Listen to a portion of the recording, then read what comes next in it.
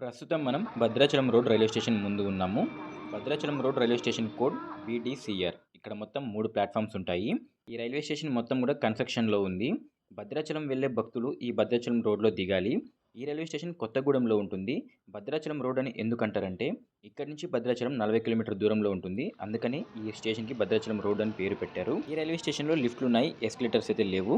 భద్రాచలం వెళ్ళే భక్తులు ఈ రైల్వే స్టేషన్ దిగి బయటికి రాగానే చాలా బసెస్ కూడా అవైలబుల్ ఉంటాయి భద్రాచలంకి. ఇక్కడి నుంచి భద్రాచలం కేవలం 40 కిలోమీటర్లే, అంటే గంట సమయం తీసుకుంటుంది. రైల్వే స్టేషన్‌లో పట్టాలు ఇక్కడితో ఎండ్ అవుతాయి. ఓన్లీ గూడ్స్ ట్రైన్స్‌కి మాత్రమే సెపరేట్ ట్రాక్ ఒకటి ఉంది. అది ఒక ఇండస్ట్రీకి రన్ అవుతున్నాయి. ప్యాసింజర్ ట్రైన్స్ మాత్రం ఇక్కడితో ఎండ్ అవుతాయి. రీసెంట్‌గానే మనం విజయవాడ నుంచి భద్రాచలం రోడ్డుకి మేము వ్లాగ్ అయితే చేసాము. ఆ వ్లాగ్ చూడకపోతే చూడండి. అలాగే మనుగురు నుంచి వచ్చే గూడ్స్ ట్రైన్స్ అన్నీ కూడా బైపాస్ లైన్ మీదుగా అయితే వెళ్ళిపోతాయి. భద్రాచలం రోడ్డు నుంచి రాజమండ్రి వరకు ఒక కొత్త లైన్ అయితే ఏర్పాటు చేయనున్నారు వయా సత్తుపల్లి మీదుగా.